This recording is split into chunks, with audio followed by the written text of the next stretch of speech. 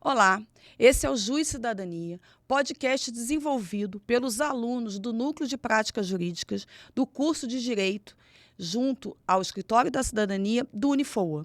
Meu nome é Ariadne Urques Candiúza, sou professora de estágio supervisionado 2 e 3, áreas de Direito, Família e Direito Civil, e espero que vocês gostem desse conteúdo, que será disponibilizado nesse podcast. Qualquer coisa, querendo tirar alguma dúvida ou algum atendimento, é só entrar em contato conosco.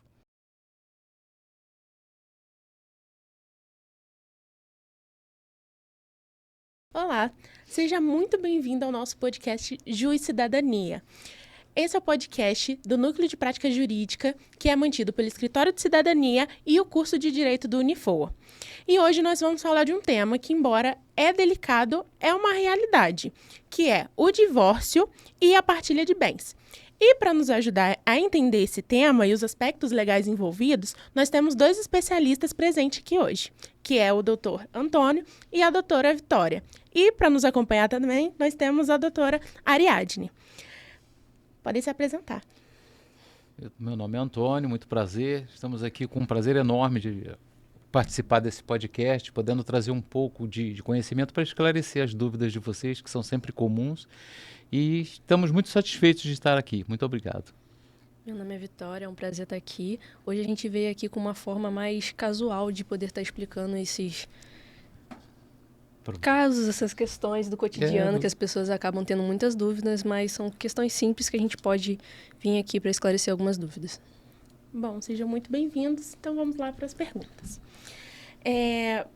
O que é, juridicamente falando, o divórcio e quais são os tipos existentes no Brasil hoje? Bom, o divórcio ele é um instrumento jurídico utilizado para pôr fim ao relacionamento conjugal. Por quê? Porque o casamento ele é um ato da vida civil que gera responsabilidades, gera deveres.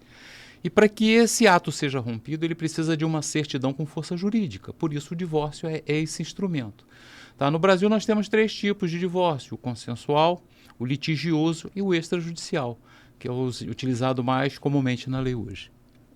Perfeito. E existe uma diferença entre separação e divórcio? Porque existe essa confusão, né? As pessoas têm esse costume de confundir um pouco. Sim. A separação de fato é quando, na verdade, ambos dos cônjuges decidem que não há um relacionamento, não há um vínculo sentimental, emocional. Isso já foi acertado. E o divórcio é, na verdade, a dissolução da questão do vínculo matrimonial. É o fim oficial do casamento. Perfeito. E aí, quais são os caminhos possíveis para dar entrada no divórcio? Quais são as diferenças entre o divórcio judicial e o extrajudicial? Bem, os caminhos são parecidos, né? O primeiro ato é você providenciar um advogado de extrema necessidade, alguém que vá te defender, te proteger e até mesmo defender teus direitos.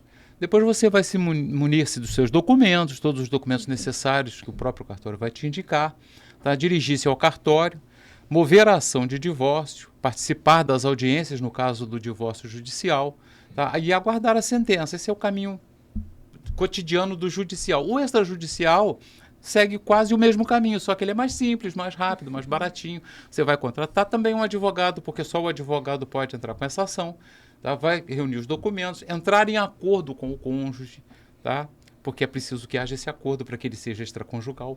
E aí você vai procurar o cartório munido desses documentos e o seu advogado vai também no cartório dar entrada nessa ação para que você consiga essa certidão cartorial de divórcio.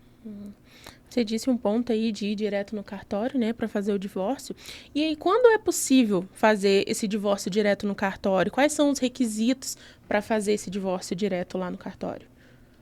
Bom, para você fazê-lo no cartório, tá, que é o extrajudicial, tem 3 requisitos que são básicos. Primeiro, tem de haver o acordo entre os cônjuges. Sem acordo não há nada. Ele vai para o litígio e aí acaba caindo no campo do judicial. Tá? O segundo é não ter filhos menores ou incapazes. Porque aí você, de novo, vai para o campo judicial, porque aí vai ter que envolver Ministério Público, vem o direito do menor. Tá? Então, você não pode tê-los também.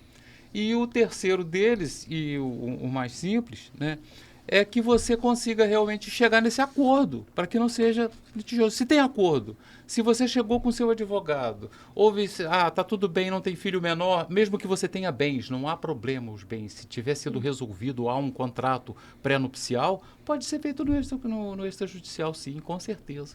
Tá? Ele é mais rápido, como eu disse, é mais prático, é mais barato, evita aquela longa espera que a gente, infelizmente, passa nos veios judiciais. Tá? E ele acaba realmente sendo mais prático na vida cotidiana do brasileiro. Você citou a questão dos filhos menores, né, dos bens e das partilhas. Como isso influencia o tipo de processo? Bom, ele influencia por quê? Porque, geralmente, se você tem filhos menores, tá, já há direito de terceiro, o teu filho. Você tem que pensar na criança. E a justiça, ela prima sempre pelo bem-estar do menor. Para o juiz, para a lei, não importa pai e mãe, os separandos é problema deles. A questão aí é a criança, então tem de ser por meio judicial, você precisa de uma sentença judicial. É o juiz quem vai definir, é a ele que é dado esse poder de definir. Tá? Esse é o primeiro quesito. Nos bens, se não há litígio, se há um contrato pré-nupcial já definindo o regime de casamento, tá? Em que regime de bens que vai ser feito, se já está tudo decidido entre os dois, não vejo inconveniente em buscar o extrajudicial. Tá? É um caminho a ser seguido pelos dois e vai da escolha dos dois, desde que haja o consenso e não haja o litígio.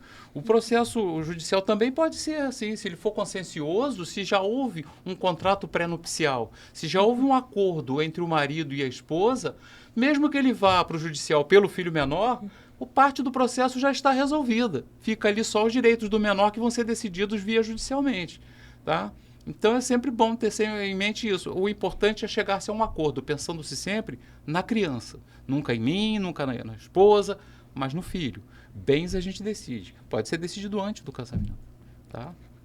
Perfeito. Falando especificamente da partilha de bens, como que ela funciona na prática durante o divórcio? A partilha de bens ela é dependente do regime adotado durante o casamento.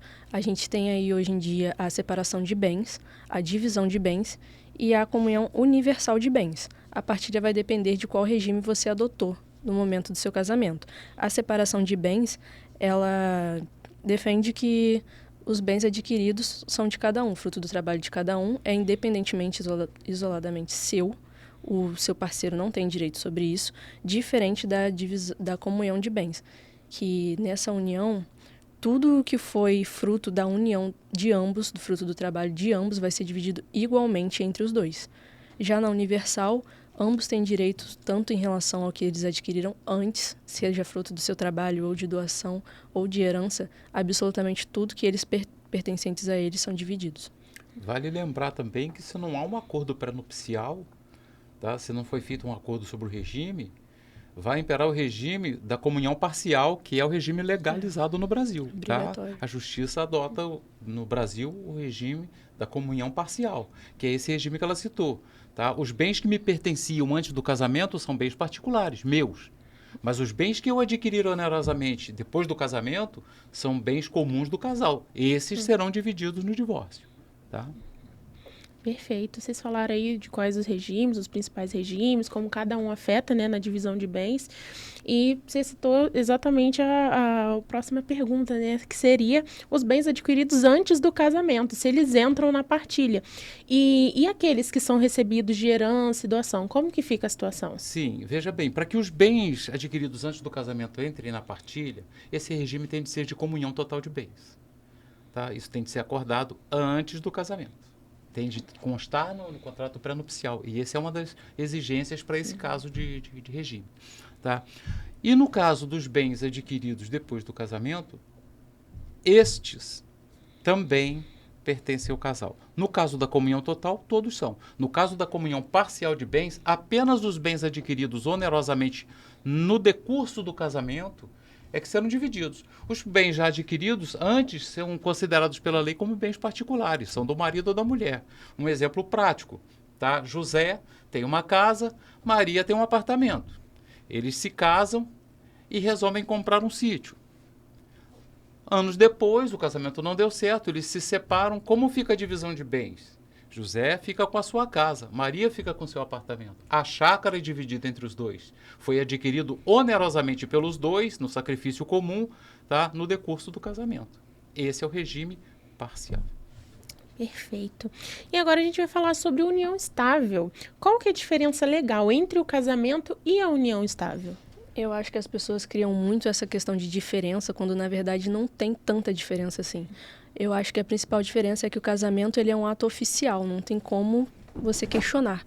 É uma certidão, o cartório te dá, não tem como você questionar isso.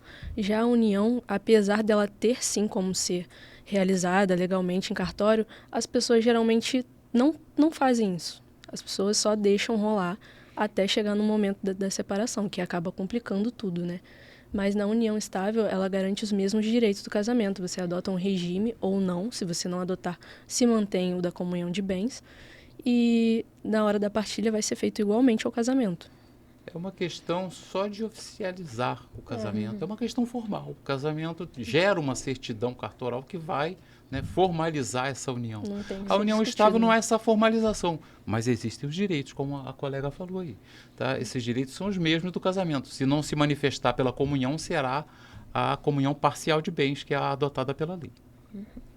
E no caso de união estável, tem a possibilidade dela ser formalizada no cartório ou ela pode existir apenas de fato? Pode existir de fato e pode ser formalizado. O ideal é que se formalize para defender direitos, proteger, né, os seus bens.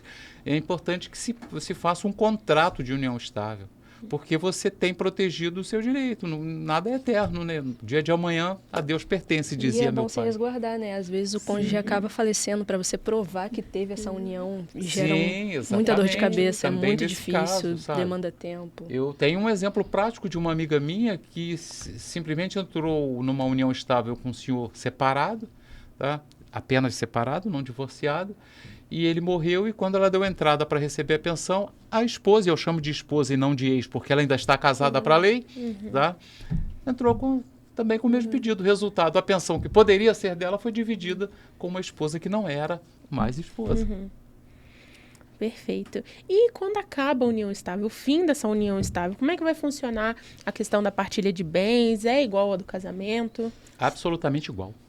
Se essa partilha não foi regularizada oficialmente, no caso ela não teve a opção de escolher o seu regime de bens, se mantém obrigatoriamente a comunhão parcial. De bens. Vai ser tudo dividido. Será o que foi adquirido durante essa união estável, dividido entre ambos. O mesmo fato para o casamento. Os bens anteriores são particulares, mas os bens adquiridos durante a união estável são dos dois. Será dividido entre os dois, tá?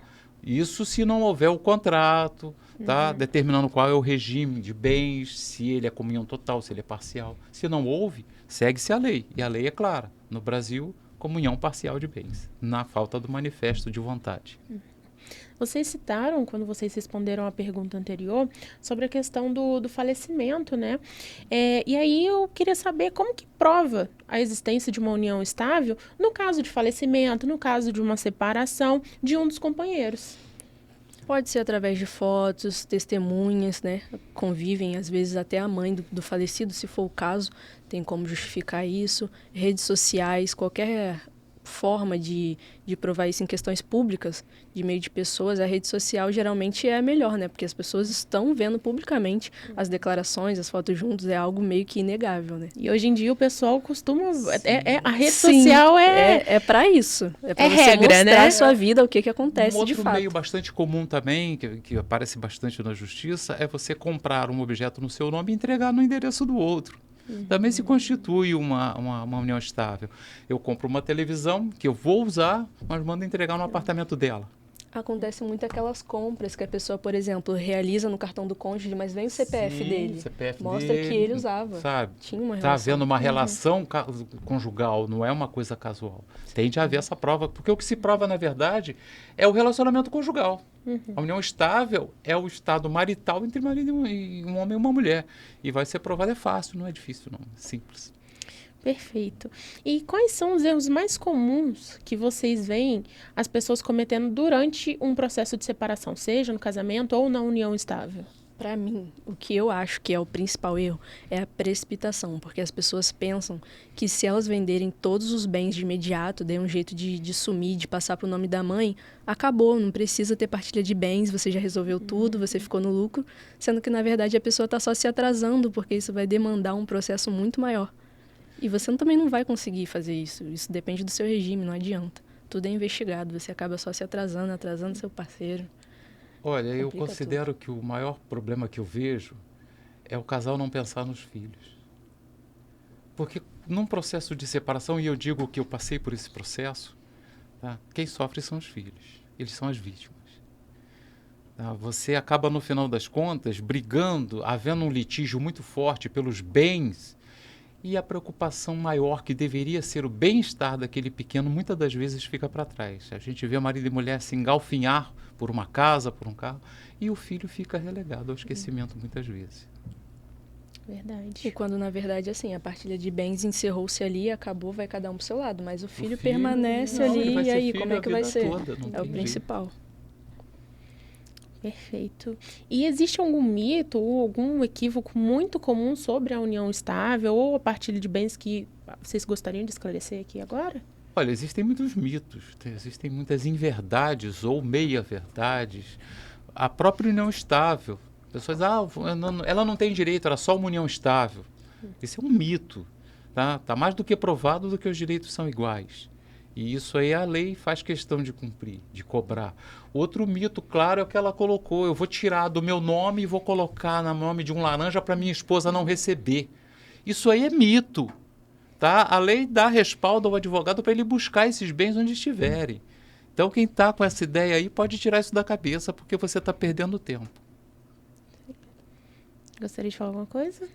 Eu acho também que um dos mitos é dizer que o casamento é mais importante do que a união estável. Para mim, isso não é verdade, porque eu acho que ambas as formas resguardam seus direitos. Isso só depende de como você vai levar isso, né? Mas eu acho que cada casal tem que escolher isso que acha melhor para cada um, a forma que vai definir essa divisão. Não tem nada melhor um que o outro, não. Ambos estão aí para defender os direitos dos casais. É muito importante também frisar o respeito. Eu acho que o respeito entre um casal é maior, às vezes, do que o amor. Porque o amor você cultua, você produz.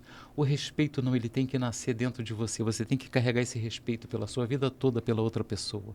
Sabe? Por quê? Porque é onde você dá o valor, é onde você estipula, onde você vai quilatear o seu próprio valor na outra pessoa.